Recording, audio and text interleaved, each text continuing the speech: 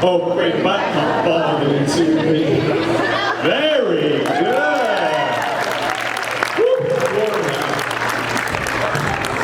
So stiff. That's fun. A bit of audience participation. You don't get away with it that easily. Well, so, Jacksonville.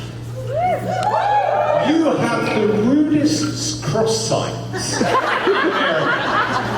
Wait! It says, I pressed the button and I wasn't going to jaywalk, I was going to be very good. And I press the button and it goes, wait! Cross! Now, but other than that, it seems like it's really nice. I went down to the riverfront down there, very beautiful. And there was, the beauty of being in Florida is that there are a lot of retired Canadians around, that I noticed. And they make me feel very young and spry. There was an event today where I felt very young, because normally I'm the old guy. So, anyway, what else? Well, yeah, it's been a bit quiet for me recently because of the strike and everything. So it's really nice to get out and about and to see folks. And I'm sure you've all been asked politely to sort of frame your questions according to the SAG-AFTRA guidelines and stuff. So we'll navigate our way through all of that, but very happy to chat to you about anything. And I think we've got some people, so without further ado, let's go over here. Hi. Hi, I'm Melanie. Hi, Melanie. You're very brave. You're the first. Melanie, round of applause. I wanted to ask you, who do you think I'm dressed as? What do I think, what? Who do you think I'm dressed as? This is really sad. Just a minute. I have to put my glasses on. Okay.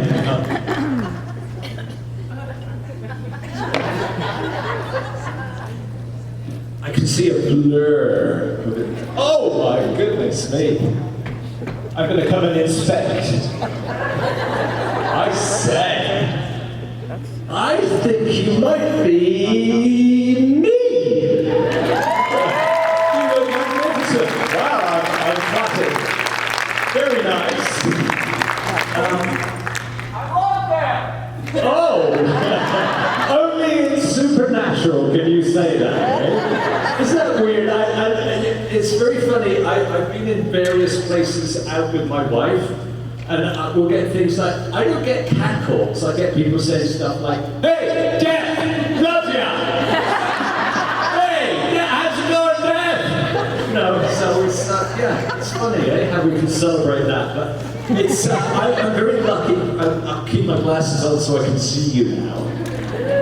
You still recognize me, it's me. I'm with here. Anyway, Melanie, I'm very impressed. You're my favorite character. Oh. Mine too. Oh. Well, I came here to be flattered, really. Well, thank you. So, you know what, I'm very lucky because I'm a character actor and I play hundreds of different characters in different shows and stuff. So, occasionally, a guy like me will come along and I'll be parachuted into a show that I don't know much about, and then suddenly everybody goes, you're in what? You're in Supernatural? Yeah. Wow!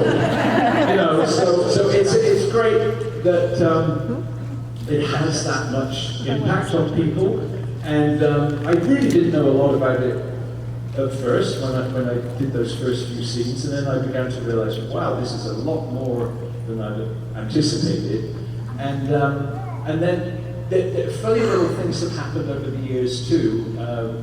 So my daughter, who isn't very interested in what I do, she just hears me worry about being an actor. You know? When am I going to work again? What am I going to do? She sees the bad side. And she doesn't follow it too much. She's not very interested in being a performer.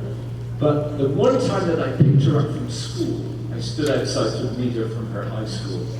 And she came out, and all her friends were running around, looking at me, running back. Your dad's dead! Oh my God! And so one of the things is that my kids have suddenly become interested in acting now, because they go, is this anything famous, Dad? Yeah, what are you in next? So anyway, so there we go. Thank you, Melanie. I'm flattered. All right. Thank you very much, and I think you look mighty fine. You look great. All right, we'll go over this side. Here we go, over here. Hello. Hi. Hi. I was wondering if you could eat one thing for the rest of your life, what would it be? Eat one meal? Yeah. Oh my goodness me. Well, we've had a chat this morning with some folks, and I'm English. You can't get it out of me. So what's it going to be? Mushy peas. Oh, mushy fish and chips and mushy peas. I don't know about the mushy peas. I'll save on the mushy peas. I like them, but fish and chips with lots of salt and what kind of vinegar? Malt vinegar. Yes. Now that's the other thing with a good old English cup of tea. Now I was in the south of Florida and I asked for tea. Disgusting with what I was doing.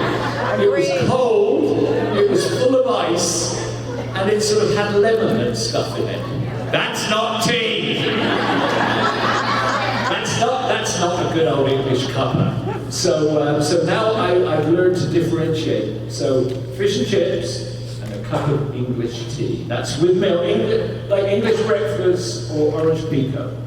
That'll do it. How about you? Have you got a favourite? Probably cheeseburgers. Cheese whiz? Cheeseburgers. Cheeseburgers. Okay.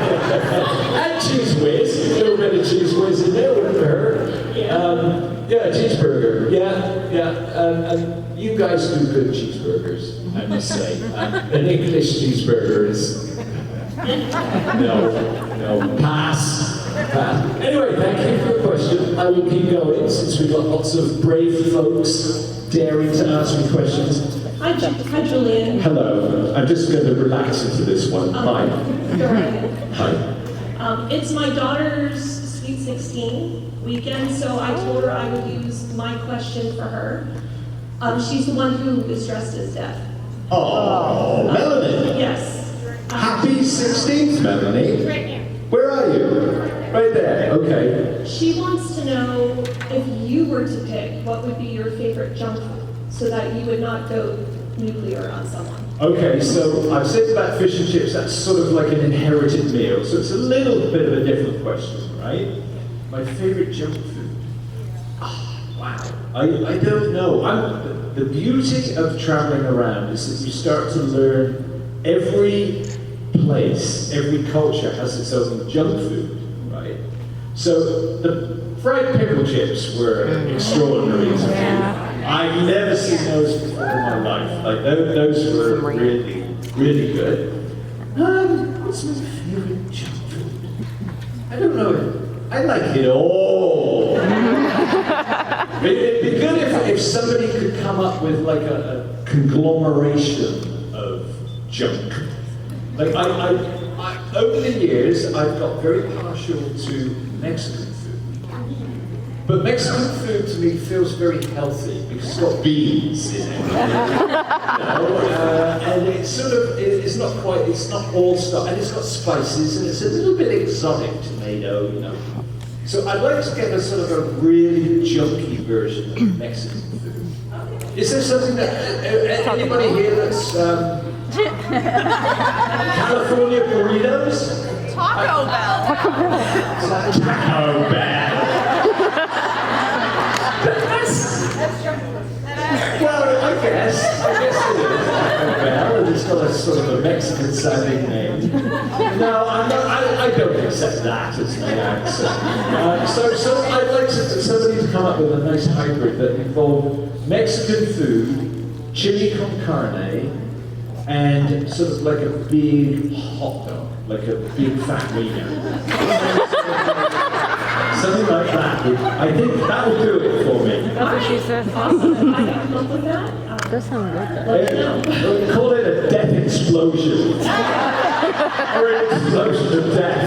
Or something. So, yeah, so I'm trying to... Anyway, Melanie, where are you? I think we should sing happy birthday. Yeah. Stand up. Happy birthday to you. Happy birthday to you. Happy birthday, dear Melanie. I hope you're not too embarrassed, sorry. Happy birthday to you. Happy 16th birthday, Melanie. Have a great weekend. And thanks, Mum, for bringing her too. Thank you. All right, that's wonderful. Okay.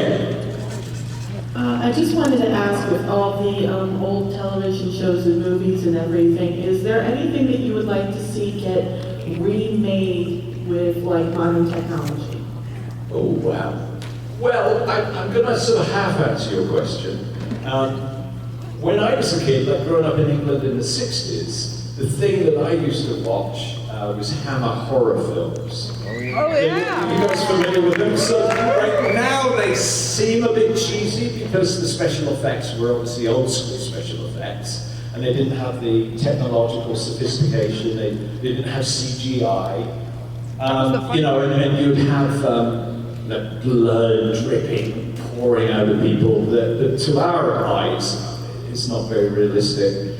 But they had a great tone to them, and they had great actors like Peter Cushing, Christopher Lee, all those old school British actors. I'd love to see that sort of group of actors brought together with a more modern sensibility, you know, and see if they could be like an in-house horror group, like Hammer. So I think that's kind of where I would sit. But like everybody else, we're all influenced by how we grew up, what shows we watched. Some of my friends watched westerns and were really into westerns.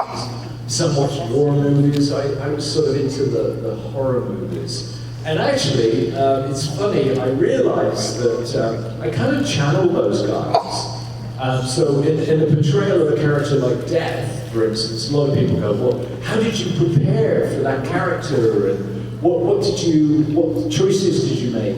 Well, I thought about it, and I read the script, and I kind of did what felt appropriate, but I realized we're all influenced by the stuff we watched when we were younger, and I realized I kind of have a Peter Cushing vibe.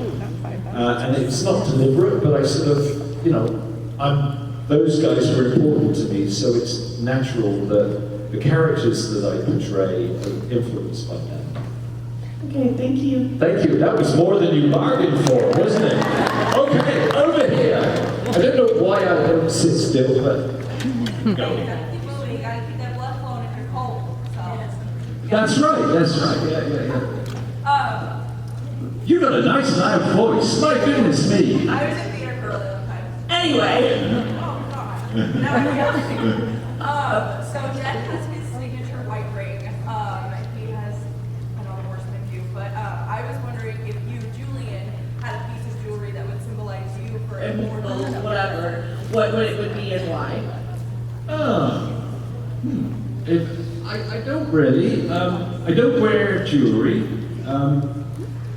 A serious answer. I got something from my grandmother, and I valued it greatly. And sadly, I lost it, so I feel really bad. But it's quite a beautiful piece. It was a brooch she got given, 1906. She got given it, but she was in England in the sort of poorer quarters of Oxford, and the local landowner came along, and at the end of every year, the student that was never absent and never late got a little pin, a little silver pin. And she had that, and then I put a chain around it, and I wore it as a chain. And it has 1906, never absent, never late. And that to me was an abiding kind of principle that you can take it further. You get like not just about being punctual, but just generally being available and there. And if you say you're going to do something, you do it. And so that really meant a lot to me, and it meant a lot that she gave it to me, and It kind of gives off like death vibes of like never absent, never late. That's a really good point. And when we, us as a group, talk about death vibes, it's an interesting thing, isn't it? Because death really encapsulates not just, oh my God, I'm going to die, but like the cycle of life and death and existence, right? So I think that does that in a good way. Thank you. All right. Hi. Hello. Hi. My name is Heather, and I just got back from London. Cool, blimey. Yes. So my question to you is, what is your favorite restaurant in London, and what are your favorite things to see while you're there? Oh, well, I like to see my brother. So I'm very close to my brother, and when I go visit him, it's a bit different. Like when you go visit a city that you know, you don't tend to go to the tourist spots, right? I mean, they're very nice and they're in the background, and he's not far from the Houses of Parliament, Buckingham Palace, and all around Westminster and stuff. And I love walking around there. But it's the little things that I value. Local pub, where you feel comfortable and cozy, and people are just sort of talking, and after work and unwinding. I like, and it's not one particular one, it's just the general feeling of a local. And he has near him an old cafe, it's called the Regency Cafe, and it's one where you order it and then you place your order, you go sit down, and then the person who is the server yells out to you when it's ready. Ham and chips! Open chips, beans, eggs! You know, it's like, and it's just creates such a great atmosphere. I love it, and it's where working people eat. And I think that's always my choice when I come visit places. I like to go to places where local folks feel comfortable. So that's mine. Thank you so much. Thank you. Okay. Bye. So you're awesome. Also a big Hammer horror fan, so that's really Oh, cool. okay. One of the funniest things about your character is that in almost every scene you're sitting down and eating some ridiculously unhealthy meal. Was any of that food real, or was it just a prop, and was any of it your favorite? It was all real, and that became a problem because like eating food on screen is very difficult. And when I say difficult, well, we can all eat. That's okay. But getting it right each time, as you know, if I'm here and I'm eating right now, I'm just eating. But if you're filming it, you film it from that angle, you film it from that angle, and then you film it over here. And so you have to make sure that each time you put the food in your mouth, and you chew and you speak, it's got to be the same each time, right? And also, it's not just eating it once, it's eating it like 53 times. So I made the mistake with that first pizza scene with Jason. I sat there and I, unfortunately, was hungry. And in the rehearsal, I thought, wow, this is good. Chicago pizza, deep dish. This is really great. And I was sort of a bit nervous as well, so I was eating it and we were rehearsing it. And I was actually shoveling it into my mouth. And it was Jensen who said, hey man, you're eating too much pizza. Slow down. And he was absolutely right. You'll notice he took the opposite tack, and he hardly eats at all. Very wise, because he doesn't have to match it. But silly me had to just eat and eat and eat, so that by the time it was take 56 or whatever it was like, oh my God. So it's all real, it all has to be choreographed and stage managed, and the same each time, right? And it's an incredible job. Like, we don't give them due worth, but props people, they have to make sure that that food is exactly the same each time it goes on camera. So if I pick up a hot dog that's half eaten, and I eat it during the scene, they have to come in, replace it, and it has to look exactly the same for the next time they shoot it, right? So they've got like hundreds of these things, and they have to be hygienic. They have to be, you know, according to whether there are COVID protocols or whatever. So they do a huge job. So behind what you see, there's this huge production line of stuff going on. And that's actually, I think, one of the reasons why a lot of people say, did Jensen and Jared prank you at all? And my answer is always, no, they're too scared.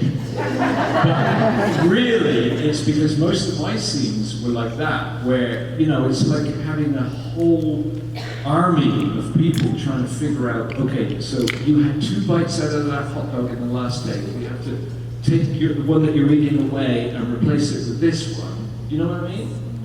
Yeah. That's great, Thank you. Okay. Next question. Hi. Don't be shy. I'm not, I'm laughing.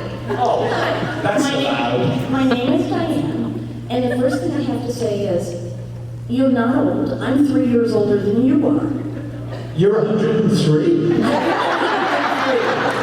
yet. I won't be 103 till December. Oh, okay. And my question is, Heather just got back from London. I just got back from Vancouver. So I want to know, what kind of fun things did you do there? I mean, did you do the Capilano Bridge or Grouse Mountain or whale watching or zip lining or any of that stuff? So you all know the show was shot in Vancouver, right? Yes. Right? And so I've been there several times, and I've been not just to shoot Supernatural either. There's quite a few film studios there, and I've done quite a bit of work in Vancouver. And in fact, I spent a whole year there. I did a show called Stephen King's Kingdom Hospital, which is a series, a really good series, but I lived in Vancouver to shoot it. So over that year, I started to go places. It's got some great sea walks, very much like the river walk here, but on the ocean there, and longer. It's a bigger city. So I used to go there a lot, and what I was saying earlier too, just to explore different restaurants, coffee shops, bars that local people go to. Did you do the Capilano Bridge or the zip lining or any of that stuff?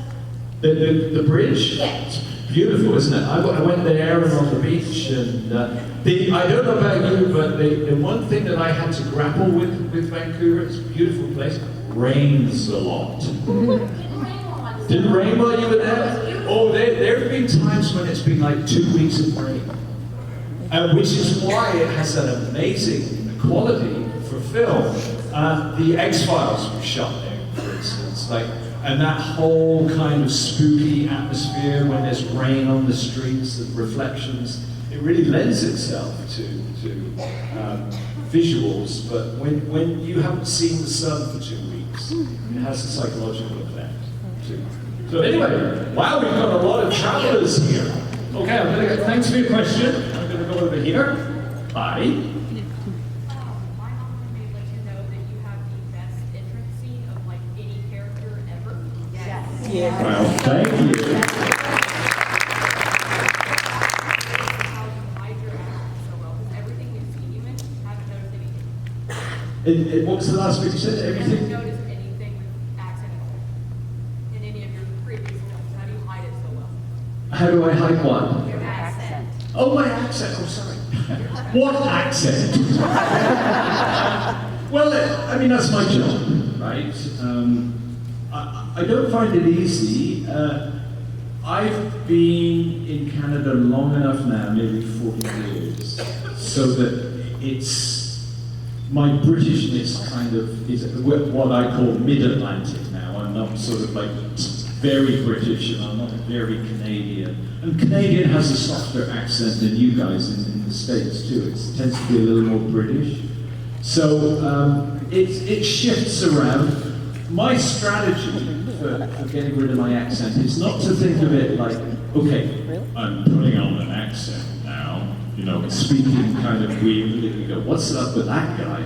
That what I tend to do is I put on a lens to give it, like, to shift any obvious British things like bread and butter. You know, I don't say butter, I say butter.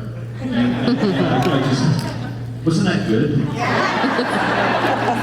And I was saying earlier, my first day in Chicago, I went to shoot a series in Chicago, and the driver picked me up and he goes, "Hi, I'm Bob."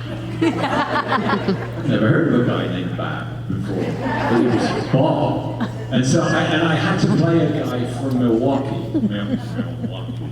So I had to find where the accent is placed. Most accents are positioned. Like if it's Glasgow, it's right in the front of the mouth, and London is the same. It's sort of like this. And American accents tend to be in the back of the mouth, and they tend to move. You guys tend to articulate less with your lips and your teeth than British people who do this all the time. So it's important to kind of locate where your accent is, not worry too much about it, but kind of put a lens on it and make sure that there's nothing as a tell, a giveaway that guy's a limey. You know, they'll get rid of certain things. So that's the way I do it. It's a great answer. Thank you. Thank you. Okay. Hello. Hello, I'm Dawn.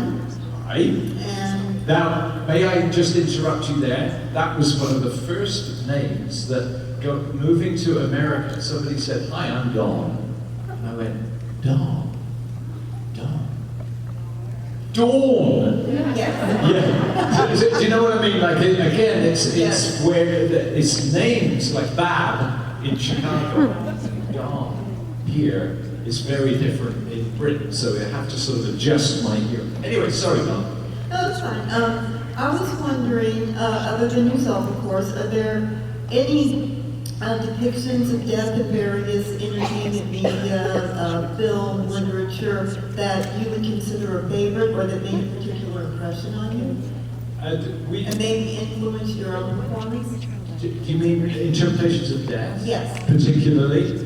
Well, the one that comes to mind, and Kim Rhodes put me onto it, is the whole, what's it? Neil Gaiman? Neil Gaiman, thank you. The whole Neil, so there's an entire world, a Neil Gaiman world, in which death has a very similar kind of sensibility.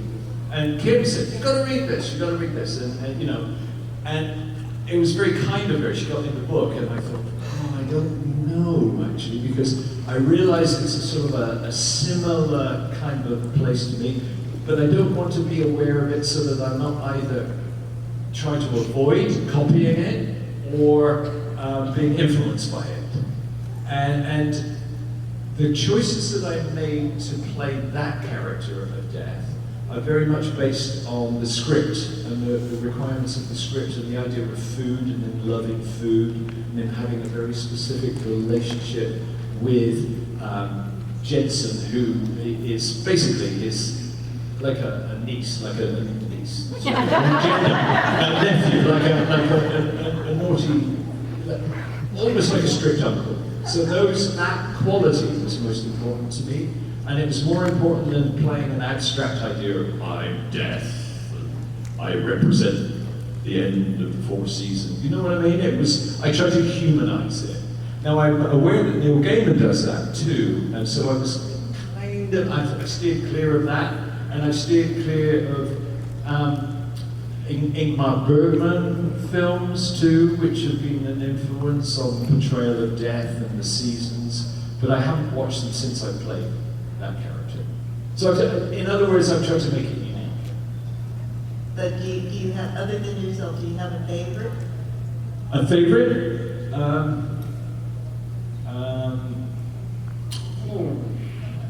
really? No. I know that's a bit of a cop-out, but... Equal opportunity fan. No, I guess in Mark Bergman, Wild Strawberries, the whole idea of recycling and that old world sensibility. Thank you. Thank you. All right. I'm getting stumped with the questions. You guys are too good for me. I can't. Okay. Hi, my name is Lindsay. I'm from Canada. Hey!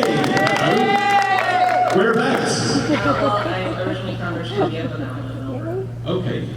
My question to you is still alive, still drives, Welsh background, etc. Right. Do you put the milk in first, or do you? This is a big question. Are you a milk in first or a milk in afterwards? Put this. Well, okay. So nowadays we put a tea bag in, and then you either choose to put the milk in, and then the tea bag, and then the hot water, or you put the tea bag, hot water, milk. That's the way I do it now. She still uses a teapot. So I milk in afterwards. But the original way is, growing up, was no tea bags. It was tea leaves in the bottom of the pot, hot water, and then put the milk in the cup first, and then pour the steep tea over. So he said, I've evolved, I've changed. I've got used to these tea bag contraptions. She just piles tea bags in a teapot and pours herself. Teapots are great. The older teapots, really good. I like the teapot dance. Okay, hello. Hello. My name's Mary Ruth. Hi. Without naming Sherlock Holmes, who's your favorite TV detective? Favorite TV detective? With not Sherlock Holmes? Without naming Sherlock Holmes. Without. Oh gosh. I like lots of American private eyes and stuff, because like the Sherlock Holmes and the British ones to me weren't as interesting as the ones that were sort of like American private things. My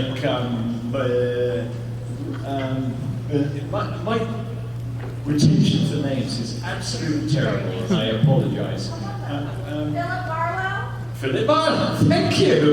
Wow, you saved my life. They can get the whole Philip Barlow stuff. And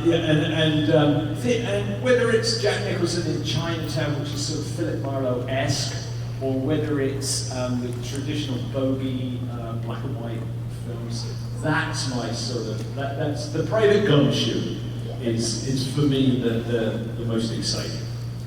Thank you. Thank you. I'm going to keep going quick here because I don't want to run out of time. I'm sorry if we do. Hi. I'm Evelyn. It's a pleasure to be here. This is my first convention. It's Welcome. surreal. I am also a huge fan of horror. I wanted to ask you what your favorite movie was, and if you could be any character from any horror movie ever, who would it be? Oh my goodness. Again, I'll give you a quick answer. Night of the Hunter. Check it out. It's a fantastic movie. A lot of people haven't seen it. 1956, directed by Charles Lawton. It has Robert Mitchum, who is one of my favorite actors as a gumshoe or a soldier or whatever. And it's the one where he has tattooed on his fingers love and hate. And he plays a preacher that is a fake preacher chasing children through the night. It's terrifying and brilliant. Check it out.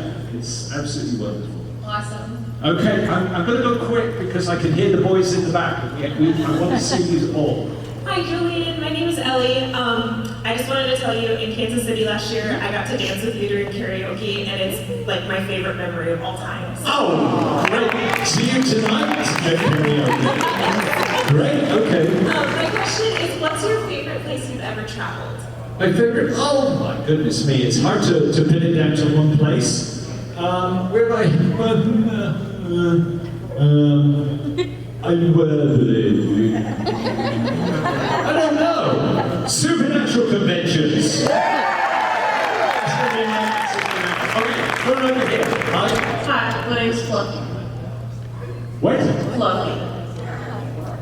Your name? Yes, that's my nickname. Hi. What is your favorite sweet? My favorite sweet? I like anything sweet. My favorite concoction is digestive biscuits. Do you know digestive biscuits? Put some ice cream between the two, squeeze them together, and eat them like a sandwich. That's a homemade sweet. That's for me. Oh, my goodness me. Hello. Quick. Sam. I just wanted to know if you've ever watched the series and if you've ever watched any episodes that you're in. Of what? Supernatural? Supernatural, yeah, sorry. If I've watched them? If you've watched the whole series. Oh yeah. I haven't seen every single episode, but yeah. Okay. Well, nobody has. Yes. I like do my homework. all the episodes. But don't quiz me too much. No, because otherwise I will be very ignorant. No, but you watch your own episodes. Yeah. Oh, and I watch this. Some actors know, right? Some actors will not watch themselves. Yeah, no, what are we saying? As we asked whether we watched the episodes that I was in. Yeah. Do you do that? I watched the episodes I was in. I watched some of my friends' episodes. I mean, I'd seen episodes throughout the season, throughout the years, but Rich and I are now watching every episode for a rewatch podcast. And by the time we finish, it will be, actually our children will finish for us. Yeah, exactly. When that is done, we will be the first two people who've seen every episode of Supernatural. Raise your hand if you've seen every episode of Supernatural. I bet you don't even know the show that well. How many of you have watched every episode more than once? You're lying. You guys should go to a convention. How many of you watched the episode 3 times? Yeah, every episode 3 times. Look, I was going to say, Julian, when you said don't quiz me, we're watching every episode right now, and still don't quiz me, because I would need to rewatch it to get some of it. You know what I mean? We need to rewatch the rewatch. The mythology. Yeah. Stuff. We have all mythology section, and I don't remember anything. But listen, like I said, no pressure. No one's seen all the episodes. This room full of liars. My apologies to you guys over there. I'm going to have to say goodbye and maybe catch me later. Okay? Thank you. Good luck catching him. I'm in Lucy.